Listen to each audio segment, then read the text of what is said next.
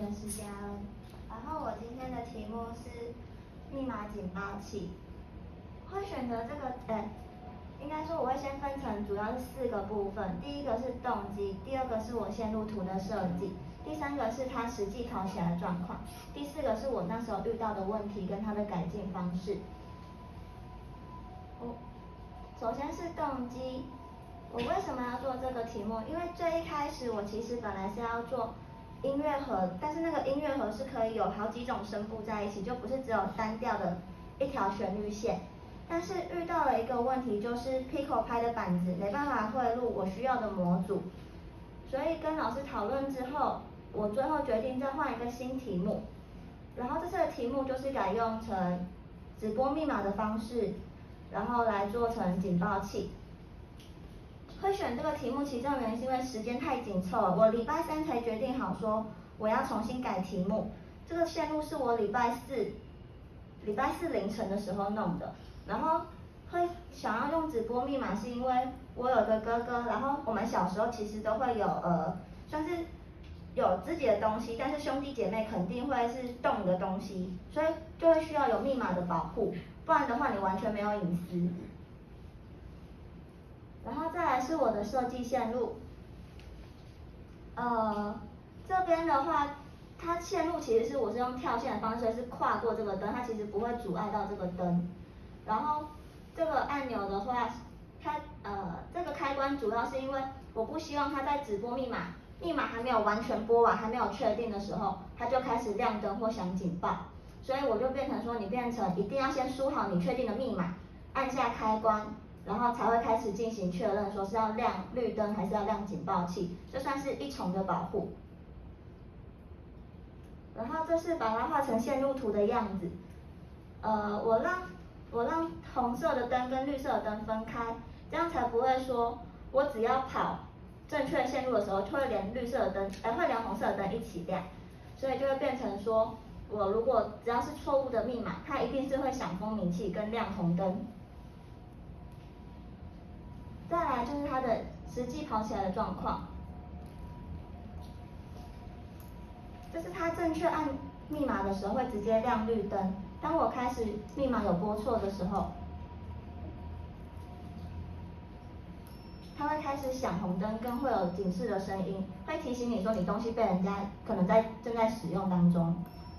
然后会出现2个灯的问题，是因为正确的密码它一起被按到，然后跟错误的密码一起，所以就会发生说会有2个灯一起亮，然后可是会蜂鸣器叫的状况。我当时在做线路的时候会发生的问题，是因为第一个就是直播开关它不好使用，因为它小，然后重点是我又放在线路中间，所以要拨动密码的时候，它会很不好拨动，特别是拨到3跟4的时候，一定要拨到最顶才会有反应，所以我当时把密码设在1跟4的时候，只要拨到4，但它有可能还是不会亮灯。然后直播开关它还有个问题是它会自己跳起来，所以都要在使用的时候还要先确认过，要把它再按下去一次，确定它不会跳起来。第2点是因为我在凌晨2、3点那时候在思考线路，所以有时候在想线路的时候就会错乱，就会想不起来说到底哪一条接哪一条。然后第3个的话就是它最大的问题点，它只要有到我设定的相应的数字，它不管是不是拨对拨错，它都一定会亮起来，就变成说，就算你打错密码，它就会亮。虽然直播密码有6个，我们总共会有2的6次方64组选择，但是只要有亮到让人家看到亮绿灯，就很容易猜测到说你密码到底设定了什么。第4个点是蜂鸣器太占空间了，我本来要把蜂鸣器接到面包板上面，但是因为它太占空间，就变成说我要把其他错误密码接到蜂鸣器的话，那个空间不太够用，所以我当时是直接把蜂鸣器做到外接的方式，它就是已经是不在板子上面，这样我才可以把这几条线全部接在同一排，然后再让蜂鸣器出去。然后第5点就是电池盒它外面露出来的电线太短，它很容易从板子上面挣脱，我最后只能把那个它外面的塑胶的地方把它剪掉。然后当时就发生了一件事情，是因为我剪的时候没有注意到，剪太深，我直接把那条电线直接剪断，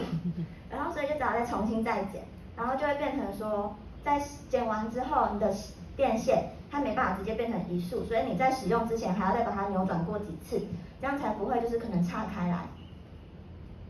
它最需要改进的地方，第一点就是两个灯泡会同时发亮。